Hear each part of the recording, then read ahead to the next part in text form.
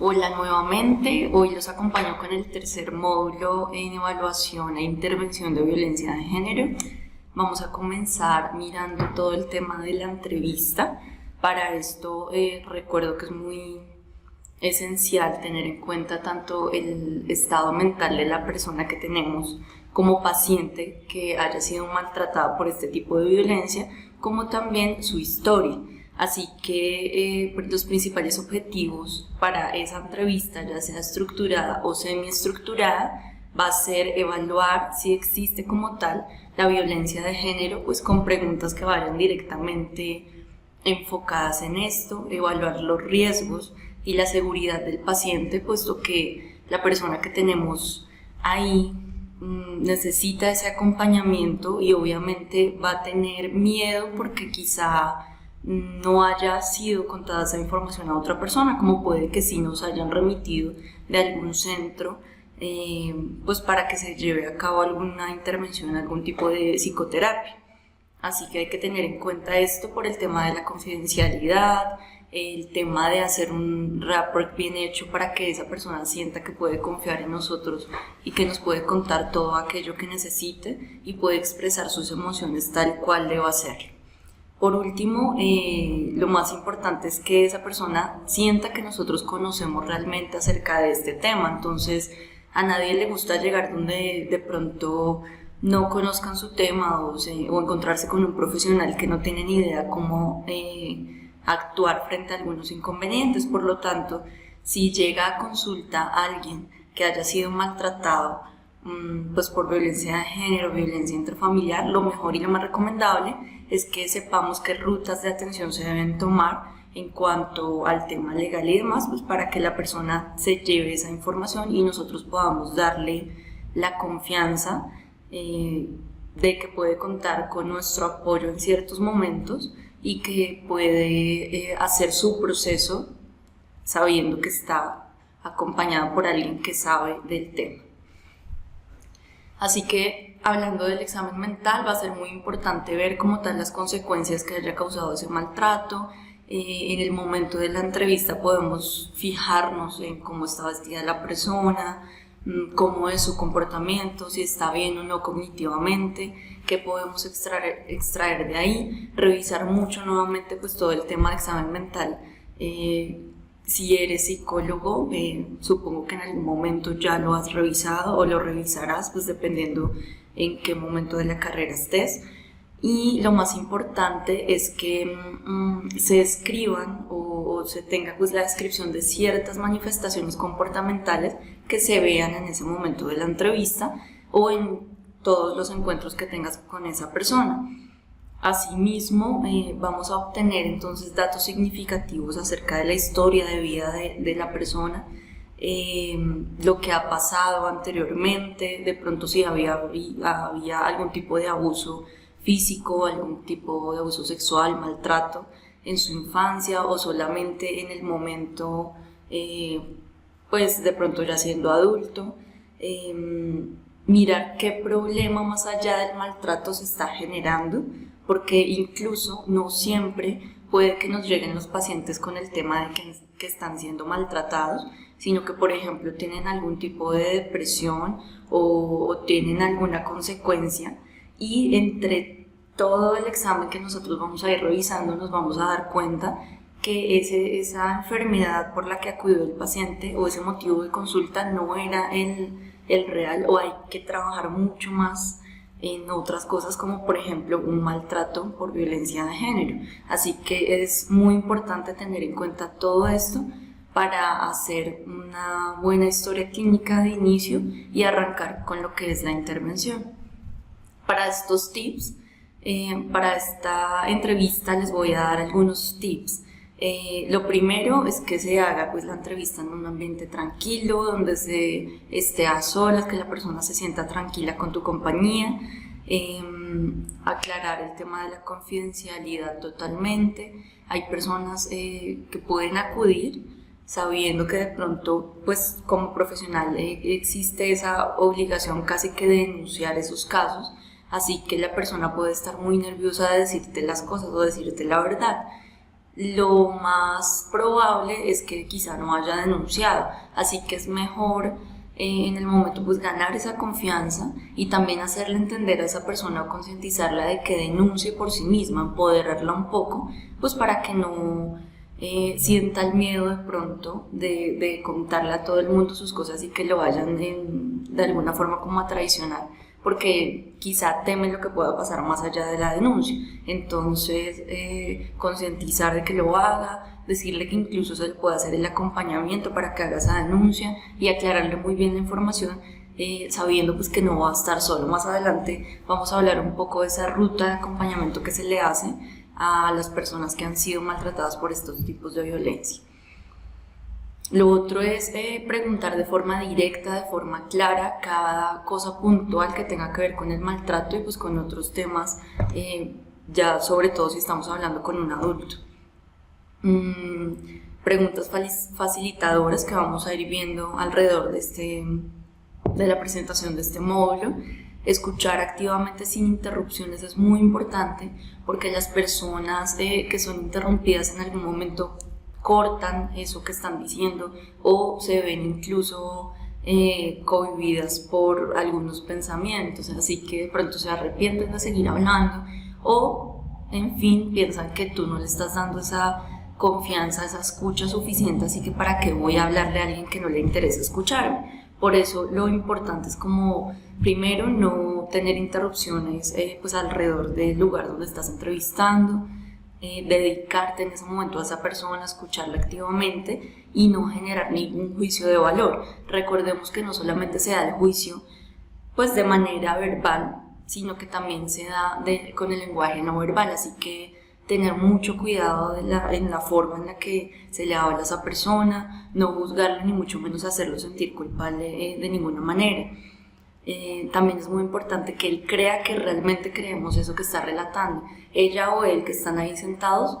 tienen un peso muy grande y lo están básicamente elaborando en ese momento y están expresándolo. Así que si probablemente tú no le crees el relato y es muy evidente, por ejemplo, en tu lenguaje corporal, pues esa persona no se va a sentir para nada acogida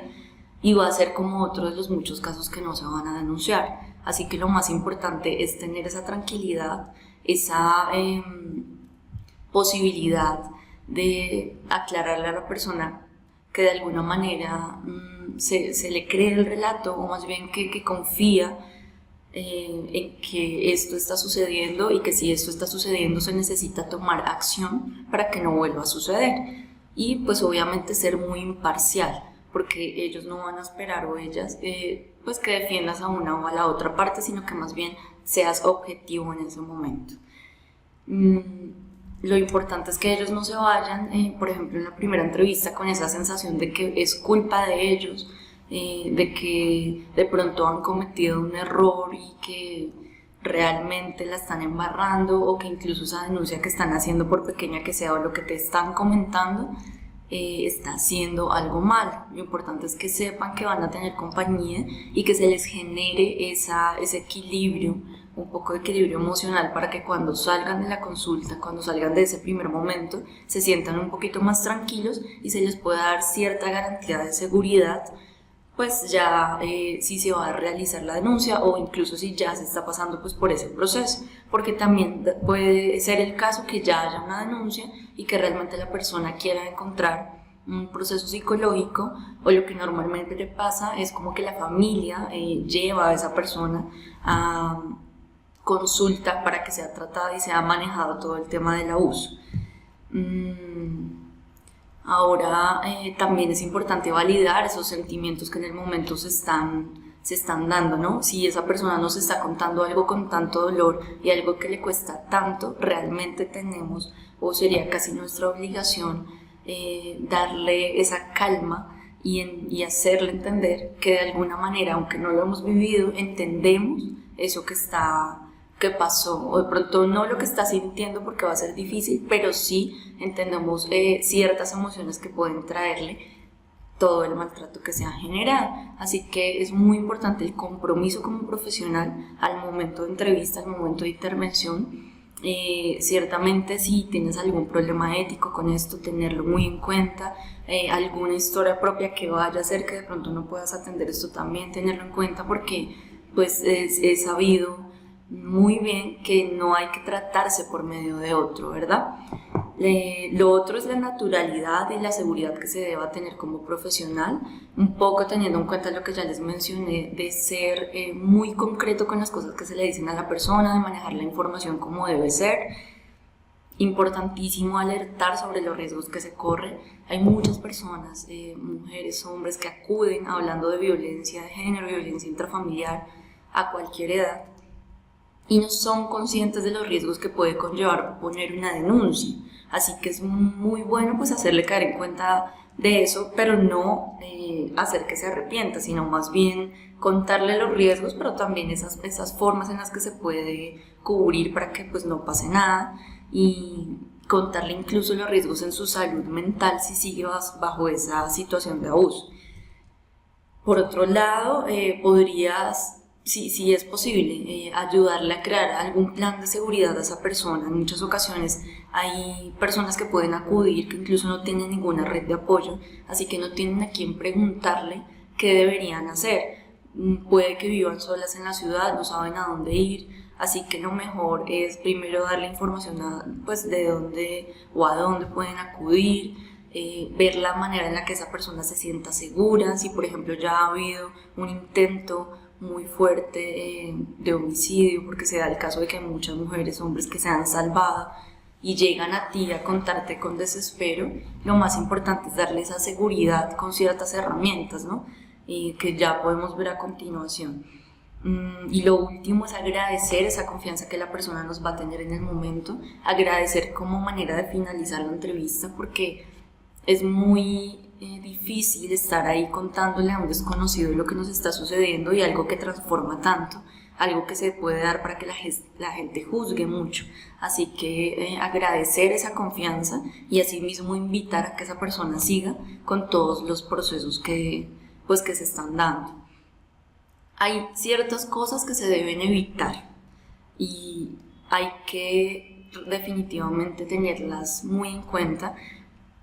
porque hay pacientes que básicamente porque se dan este tipo de cosas no regresan a terapia. Así que lo primero es dejar de dar falsas esperanzas, no prometerle a las personas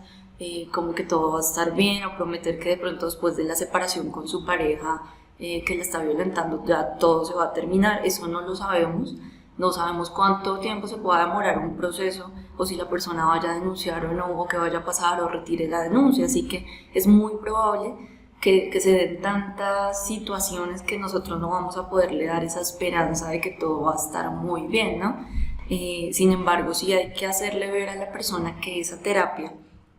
que va a tomar pues es algo que le va a servir para empoderarse y para poder mejorar dentro de su situación personal, incluso tomando la decisión sanamente de alejarse. Por otro lado, culpabilizar al paciente, ya hablamos un poco de eso, pero también se da otra cosa,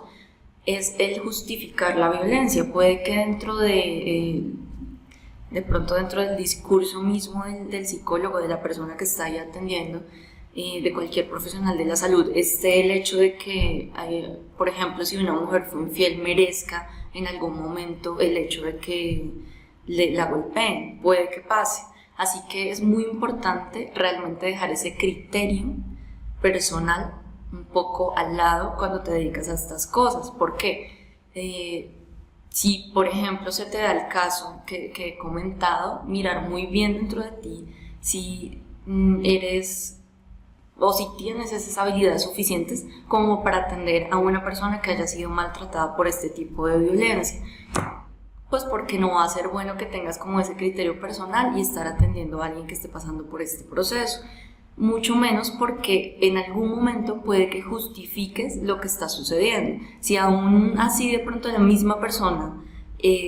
justifica esa violencia y por eso se mantiene en ella, pues va a ser muy difícil que la persona que te encuentres, a la que le cuentes todo, también la esté justificando y esté diciendo, pues claro, probablemente tú tienes la culpa y por eso están sucediendo las cosas, ¿no? No es algo que quiera verse, quizá no con esas mismas palabras, pero puede que indirectamente se le dé a entender a esa persona que tiene la culpa o se esté justificando la violencia que se está ejerciendo contra ella, así que hay que tener mucho cuidado con lo que decimos. También no recomendar el tipo de terapia de pareja. Sucede y se ve en muchos casos donde los hombres, o bueno, se ve más en los hombres que en las mujeres, pero deciden llevar a su pareja al psicólogo para que les hagan una terapia de pareja y que esta persona no lo juzgue tanto de pronto por golpearla o de pronto perdone muchas de las cosas que han pasado. Así que el recomendar una terapia de pareja en ningún momento va a ser algo bueno, pues porque si ya sabemos que hay una situación de abuso físico, psicológico, económico, cualquier tipo, por ejemplo en las parejas, no va a funcionar que vayan al psicólogo y que todo se arregle y ya cuán maravilla, porque realmente hay algo de fondo que ya está hace mucho tiempo y que incluso si el abusador, el agresor es quien lleva a su pareja a la terapia, ahí hay algo de manipulación. Por eso hay que tener muchísimo cuidado para hacerle entender a la persona pues que tiene que salir de ese ciclo. Ahora vamos a ver un poco de las preguntas que se deben usar al momento de las entrevistas. En este tema se encuentra muchos estudios. Ya se sabe que el tema de que han sido maltratadas millones de mujeres alrededor del mundo no es algo nuevo, así que se han dado bastantes estudios alrededor de esto. Hay ciertas cartillas que pueden consultar, maneras en las que preguntar, maneras en las que se puede entrevistar, dirigirse a las personas. Acá les voy a comentar un poco de eso, pero sí sería muy interesante que, pues como un trabajo propio, indagaran un poco más acerca de todo lo que han hablado acerca de la violencia contra la mujer, porque básicamente es en eso que se encuentra, pero que puedan revisar cómo ya se ha estandarizado cierto tipo de entrevista, cómo se ha estandarizado cierto tipo de preguntas para que todo el mundo maneje lo mismo y se evite cierto sesgo, cierta manera de juzgar y demás para todos los profesionales de salud. Entonces, lo primero es que dentro de esas preguntas introductorias, por ejemplo, podemos encontrar algo como esto, o podemos generar algo así: la violencia de género es un problema muy común y puede ser muy grave,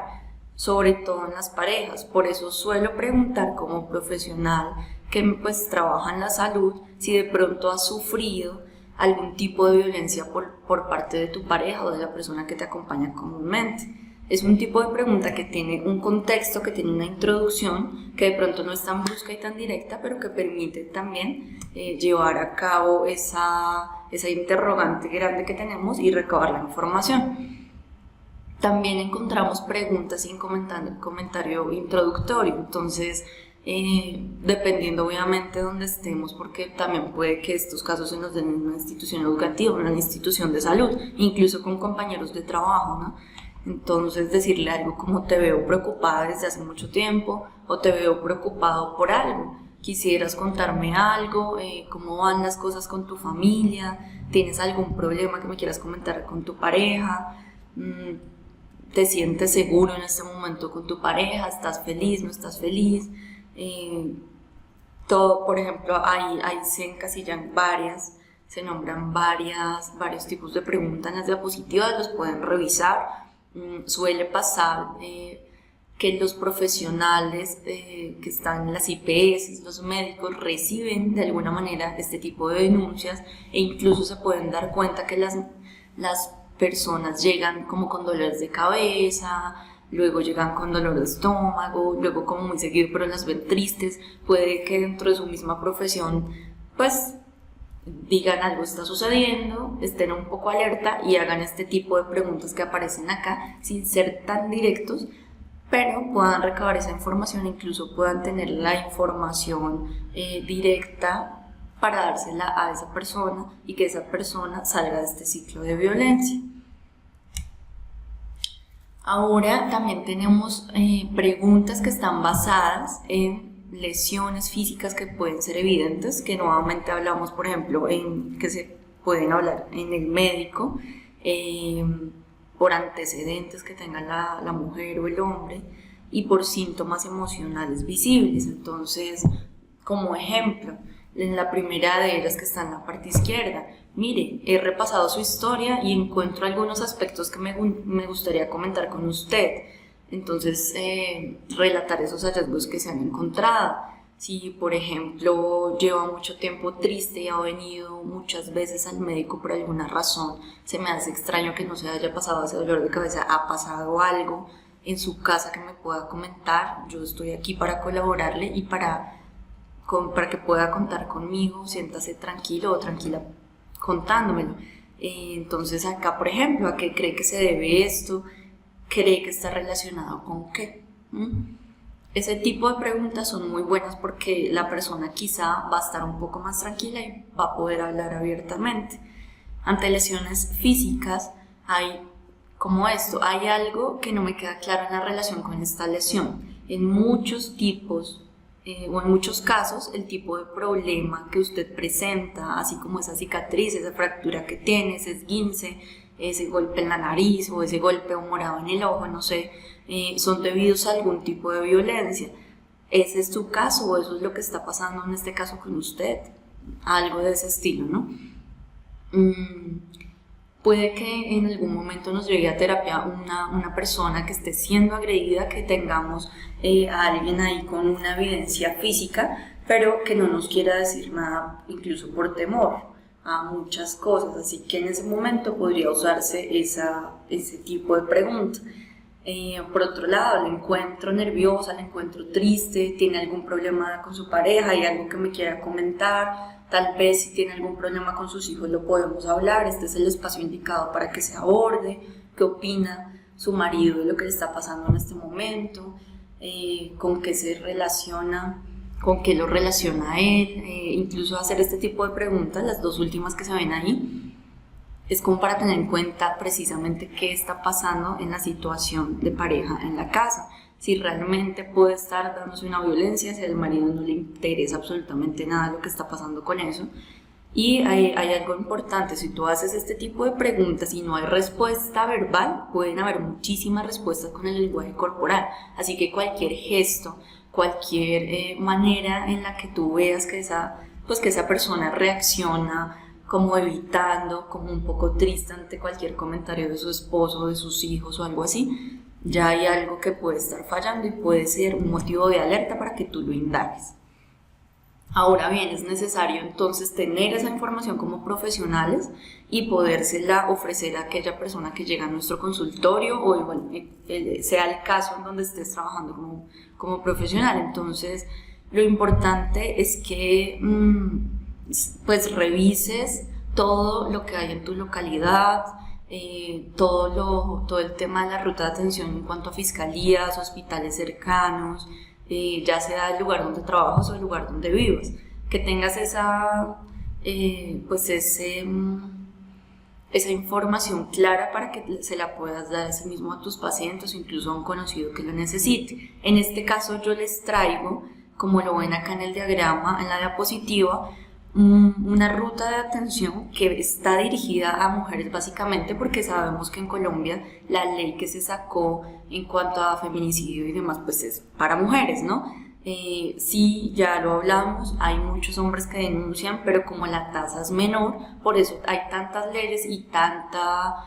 publicidad, tanta programación, talleres, incluso ruta de atención generalizada en la Secretaría de la Mujer para ellas y no para él. Sin embargo, hay que tener en cuenta que algunos de estos puntos, como lo son las casas de justicia, fiscalías, pues son puntos donde los hombres también pueden ir a denunciar. Así que comencemos con esa ruta de atención. Tenemos en un principio que hay muchas mujeres que acuden a las casas de igualdad de oportunidades para las mujeres. Allá nos brindan la información necesaria. La ruta de atención tiene más o menos 5 pasos y la primera de ellas es la información, precisamente para que ellas sepan qué deben hacer ante una situación de violencia. Así que pueden hacer ciertas cosas como llamar a la línea 155, que es básicamente para una orientación telefónica para las mujeres que son víctimas de la violencia, o también llamar a ese número que aparece ahí en la diapositiva y pues allá precisamente también se da la orientación de qué es lo que se debe hacer. Sin embargo, hay muchas de mujeres que quizá prefieren acercarse directamente, así que se les invitaría a ir a la Casa de Justicia o hacer también la presencia como en la Casa de Igualdad. Allá básicamente se le va a dar a la persona una asesoría psicojurídica y se le va a dar como el resto de ruta que puede tomar. El segundo punto de esa ruta de atención es la atención en salud. Todo esto que les voy a nombrar básicamente son derechos que tienen las mujeres y que pueden tomar en cualquier momento cuando están siendo violentadas. Entonces pueden hacer lo siguiente: acudir a cualquier institución prestadora de salud, cualquier IPS, a las unidades primarias de atención en salud, que se conocen como UPAs, el hospital más cercano o al CAMI más cercano más bien, y las unidades básicas de atención. Recordemos que para poner una denuncia, y sobre todo en el tema de abuso sexual y en el tema de abuso físico, normalmente hay que hacer una atención en salud para mirar precisamente los hematomas, las heridas, si la persona ha sido o no agredida sexualmente, como lo está indicando en su testimonio. Así que va a ser un paso básico que en algún momento van a tener que dar si existe esta evidencia.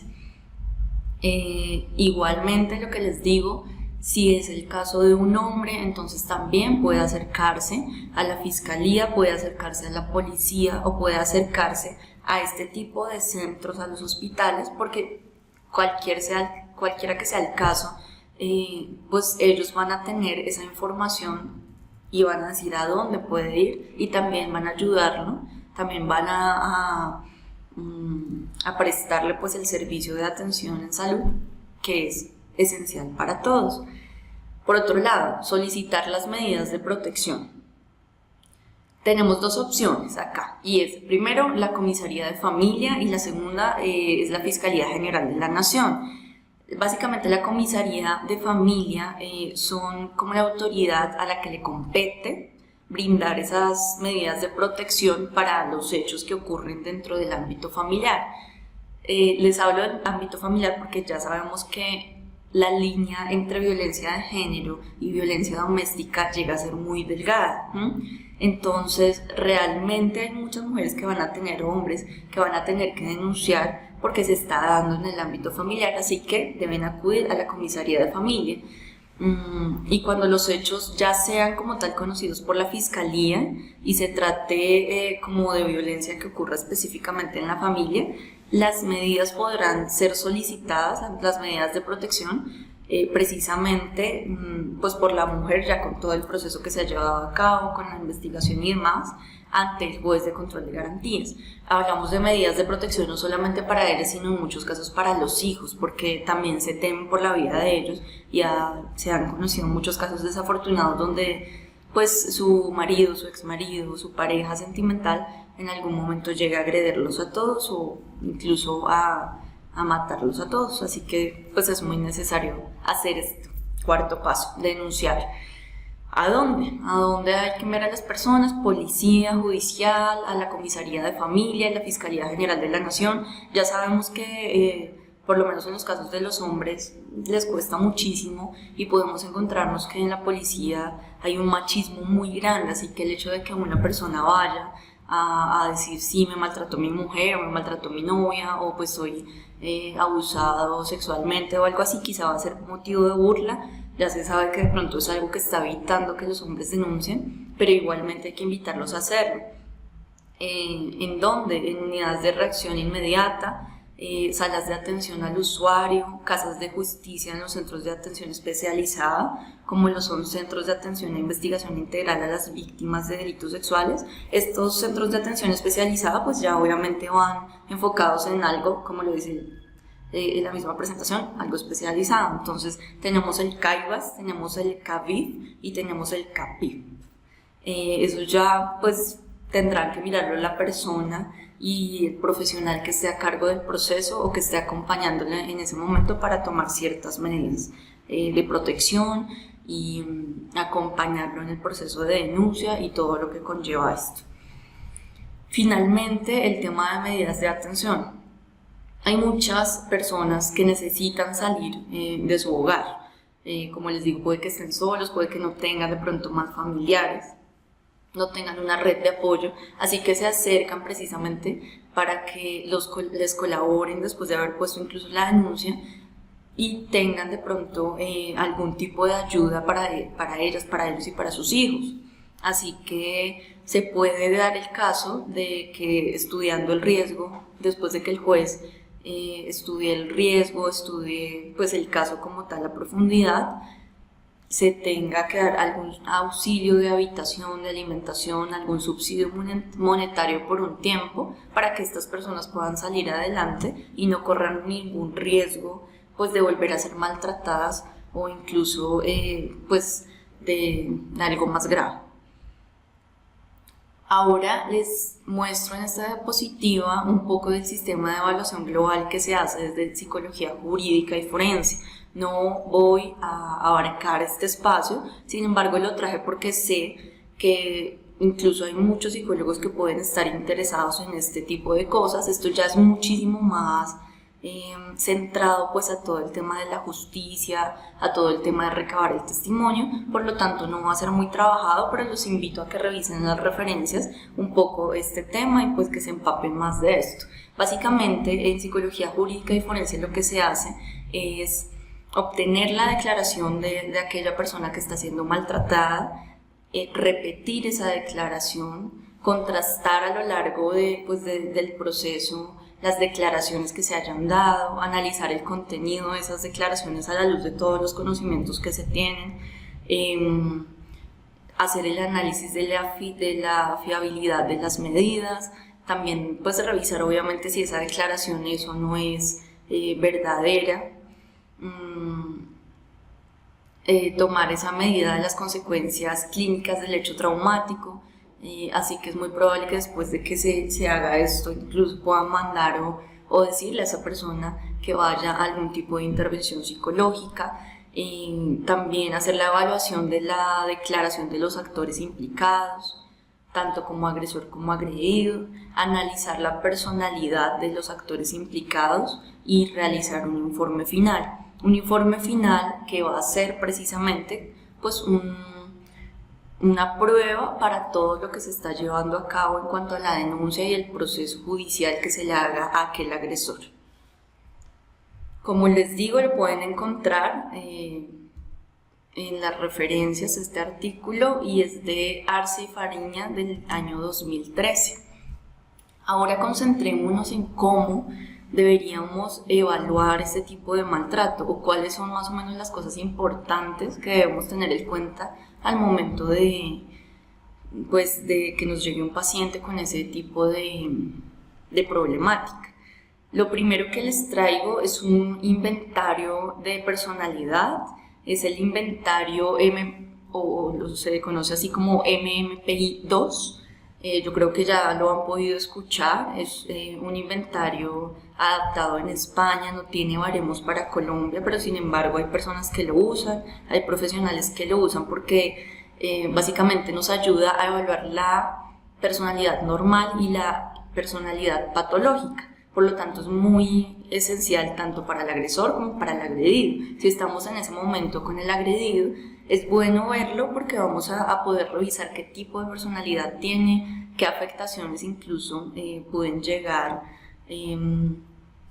pueden haber pasado después de ese tipo de maltrato que duró no sé cuántos años, o si de pronto ya venía desde muy pequeño, pues cómo ha transformado también. La variable de aplicación en cuanto a tiempo son 60 minutos, es una prueba dirigida a adultos y pues se puede aplicar de manera individual o colectiva. Esta aplicación básicamente se realiza con un formulario, se le otorga a la persona un lápiz número 2 y tenemos un espacio pues para responder y ahí tenemos la posibilidad de entrar a TEA Ediciones, que es uno de los centros que te puede brindar esa prueba y hacer esos resultados por la plataforma de TEA. ¿Qué va a pasar cuando tú ya ingreses todos esos resultados que has recabado? TEA tiene un software donde te va a aparecer más o menos este informe que les muestro acá en pantalla. Esta es en la diapositiva pueden ver más o menos cómo es el informe de la prueba. Entonces tenemos los percentiles a este lado, acá van las dimensiones que se revisan. Como se dan cuenta, los interrogantes que se hacen van enfocados en todo este tipo de pronto trastornos que nos podemos encontrar, ¿no? Y en algo tan básico como es la ansiedad, miedos, obsesividad, preocupaciones por la salud, cinismo, conductas antisociales, malestar social. También tenemos interrogantes para mirar un poco el tema de la deseabilidad social, entonces si está o no mintiendo esa persona, y encontramos también un espacio para masculinidad, feminidad, paranoia, hipomanía, en fin, lo que más o menos pueden ver ahí en pantalla. Igual los invito a que ingresen a TEA, pueden revisar un poco el manual, un poco este caso ilustrativo que se les muestra ahí, y acá al lado derecho también vemos unas lineecitas y unos cientos porcentajes que van de 30 a 70, así que la calificación vamos a tenerla en cuenta pues según cada dimensión que vayamos revisando, ¿no? Entonces vamos a ver que aquellos puntajes que estén en media de pronto van a tener que ser revisados y los puntajes que estén más altos pues vamos a tenerlos que tener en cuenta mucho más, precisamente porque ahí es a donde quizá vamos a tener que intervenir en algún momento. También podemos ver en la segunda parte que van pues a haber muchas más preguntas enfocadas, por ejemplo, hacia la ansiedad, a la represión, al rol del género femenino, masculino, la negación por ansiedad social, la alineación social, potencial de adicción. Bueno, ahí vamos a encontrar muchísimas preguntas que van enfocadas a cualquier tipo, incluso de los factores de riesgo que ya estuvimos revisando arriba. Entonces,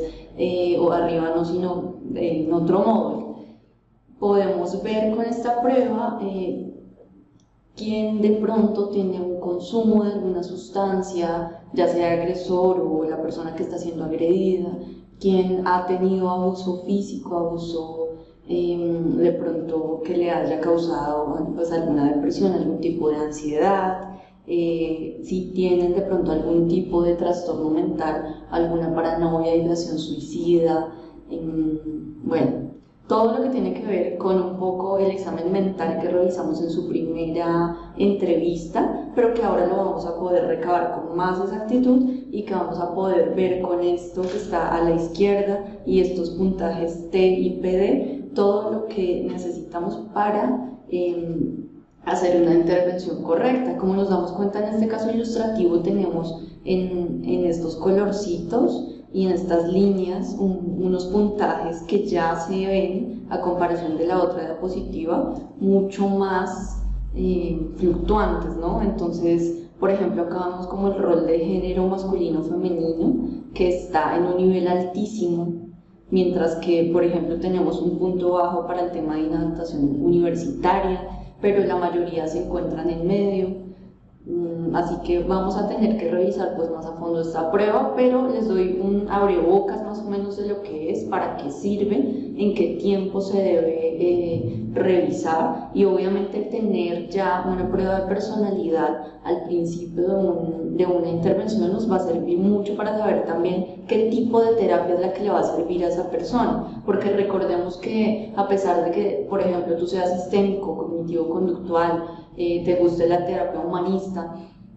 no va a ir enfocado tanto en nuestros gustos, sino en lo que realmente esa persona necesita y en lo que ese paciente requiere y lo que le sirve, porque puede que no todo el tipo de terapia le sirva o no todo el tipo de terapia le agrade, así que todo eso nos va a servir para poder hacer una intervención correcta. En segundo lugar, les ofrezco también como un pantallazo, un abrebocas del 16PF. También es una prueba de personalidad, pero se las traigo porque es mucho más usada. Tiene baremos para Colombia. En este momento ya existe para aplicar pues, a partir de los 16 años. Básicamente es una aplicación que dura 45 minutos. Son 185 elementos para calificar. Puede que haya muchas personas que digan que esa prueba es aburrida, que este tipo de pruebas pues, que son tan largas también tengan un lío ahí como en la atención, precisamente en la concentración que debe tener el paciente, pero es necesario que lo contesten con toda la sinceridad que lleva el caso, con toda la confianza pues de que desde que este tipo de resultados no va a ser trabajado afuera, siempre y cuando pues no se encuentre ningún riesgo para el paciente y demás. Así que en este caso vamos a revisar el autor del cuestionario factorial de personalidad 16PF5 es Cattell, y vamos a ver que se divide básicamente en 16 escalas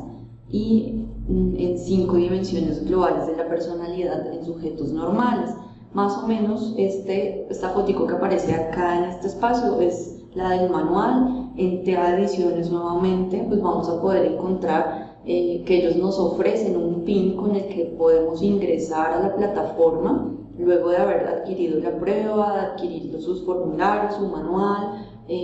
pues el conjunto de las respuestas o el formulario más bien de respuestas, y podemos, después de hacer la adecuada toma de los resultados, o más bien de la evaluación, ver un informe que ellos nos ofrecen, que más o menos aparece así como les muestro acá en esta fotografía que está en este espacio. Entonces encontramos que se parece mucho el informe que da TEA, y la mayoría de sus informes son así, tan coloridos, tan bonitos, que viene básicamente como el MMPI 2, pero esta prueba, como les digo, es pues más usada. Incorporan una escala como más medida,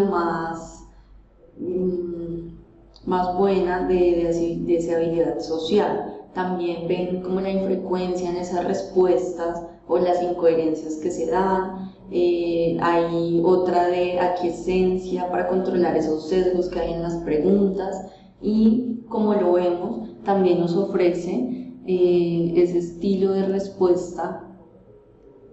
que lo vamos a ver en la parte izquierda en el informe, que va a ser como por precisamente las escalas globales que se tienen determinadas, así que no es difícil de entender. Vamos a encontrar en la parte derecha nuevamente los colores, nuevamente los porcentajes que les van a quedar claros en el momento en que ya ahonden sobre la prueba, que revisen el manual, pero nuevamente entonces vamos a tener que mirar la media y qué está sobre la media y por debajo de la media de la prueba. Entonces esto nos lo va a facilitar mucho ese color rosadito que aparece a un lado en el 9.5 y el color 1 en 1.5 que es el azul. Vamos a poder ver lo que está por debajo y poder hacer pues con estos porcentajes que aparecen acá de P, D y DE alguna interpretación que vaya a ese caso que estamos trabajando. TEA nos ofrece algo muy interesante, y es que además de este informe gráfico, también nos da un informe por ciertas escalas que de pronto el software tomó como que son de relevancia, así que nos van a más o menos decir como qué ruta seguir, por decirlo de alguna manera, y nos va a facilitar el trabajo realmente, porque vamos a tener esa interpretación con este dibujo, pero también vamos a poder ver el informe que de una vez saca el software de este dibujito que aparece acá. Vamos a poder leerlo y asimismo trabajar sobre él. Ahora,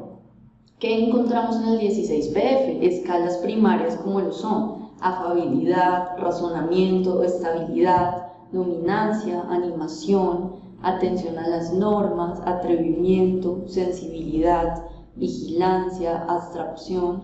privacidad, aprehensión, apertura al cambio, autosuficiencia, perfeccionismo y tensión. Como nos damos cuenta, tiene muchísima información en ese tipo de escalas. Son 185 preguntas, así que realmente es una prueba muy buena, es una prueba muy usada no solamente en ámbito clínico, incluso se usa mucho en ámbito organizacional, y nos va a dar para trabajar un montón. Así que espero que la tengan en cuenta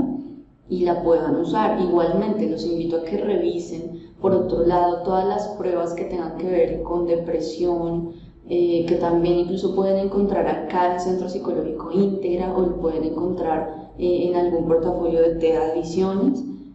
porque también manejan pruebas de ese estilo, pruebas de ansiedad como el estado rasgo, para medir precisamente las consecuencias que tienen las personas pues que han sido de alguna manera violentadas por algún tipo de maltrato. Nos veremos en otra oportunidad y ya vamos a estar hablando nuevamente un poco más de algunas pruebas que podemos practicar, y en el otro módulo vamos a centrarnos en la intervención. Así que espero que lean mucho todo lo que hemos estado revisando, espero que haya sido clara. Igualmente, cualquier comentario, cualquier duda, realizarlo por la plataforma, que este será aclarado. Gracias por su atención y los espero en una próxima oportunidad.